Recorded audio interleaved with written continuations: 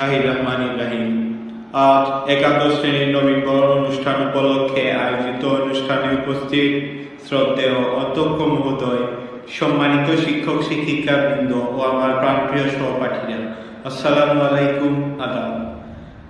আজকের এই নবীনবরণ অনুষ্ঠানে আমাকে কিছু বলার সুযোগ দেওয়ার জন্য শ্রদ্ধেয় অধ্যক্ষ মহোদয় ও আমার সম্মানিত শিক্ষক শিক্ষিকাদের প্রতি কৃতজ্ঞতা প্রকাশ করছি। সেই সাথে আমার সকল সহপাঠীদের জানাই আন্তরিক শুভেচ্ছা।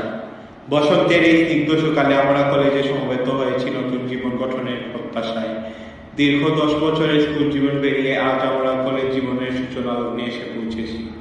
স্কুল জীবনে আমি বার্সেরই ছাত্র ছিলাম, তাই এই প্রতিষ্ঠানের সবকিছুই আমার চেনা।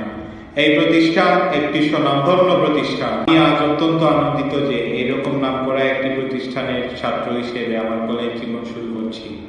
এখানে সকল শিক্ষক শিক্ষিকাবৃন্দ অত্যন্ত দক্ষতার সাথে শিক্ষার্থীদের পাঠদান করেন। আমরাও এই প্রতিষ্ঠানের সুনাম ও সুখ্যাতি অর্জনের লক্ষ্যে সচেষ্ট থাকব ইনশাআল্লাহ। আমরা নিয়মিত লেখাপড়া করার পাশাপাশি এই প্রতিষ্ঠানের নিয়ম কানুন ও শৃঙ্খলা আন্তরিকভাবে মেনে চলব। আশা করি শিক্ষক শিক্ষিকাদের নির্দেশে আমাদের জীবন হয়ে উঠবে আরো সার্থক এবং প্রাণবন্ত।